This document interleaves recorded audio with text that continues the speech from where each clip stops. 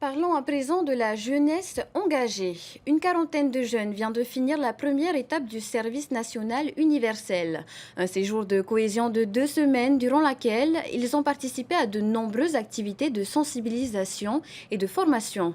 Ils ont aussi réalisé un projet solidarité auquel nous nous intéressons ce soir, le reportage de Mouya Pierron sur les images de Bernard Walzel. Attention, ça c'est bien. Bien. Pas de bijoux, pas de bagues. La priorité dans une cuisine, la propreté, et les chefs y tiennent. Et ça nous fait super plaisir de voir une brigade déjà propre comme vous. Dommage seulement la tenue, mais ça va être peut-être pour les autres armées. De l'entrée au dessert, les jeunes du service national universel vont préparer un repas pour 120 personnes sans domicile fixe avec l'aide de quelques élèves du lycée hôtelier et de leurs professeurs.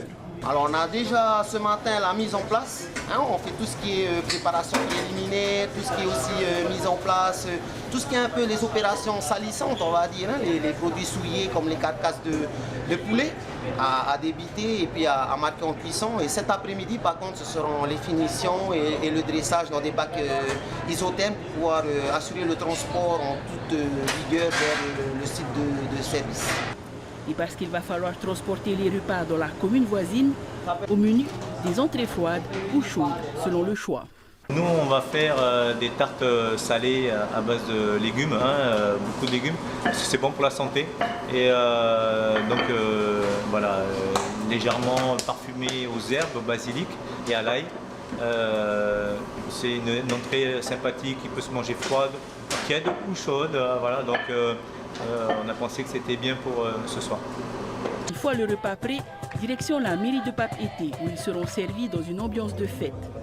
Une expérience enrichissante pour ces jeunes et une fierté pour leurs parents. Et ma fille plutôt va découvrir ce que c'est que, ce que l'État propose. On a vu la base marine, le RSMA, etc. Ça lui permet aussi de savoir qu'est-ce qu'on lui donne comme opportunité dans l'avenir.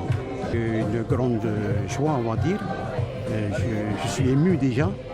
Et chaque fois on se parle le soir, je vois qu'elle a beaucoup changé.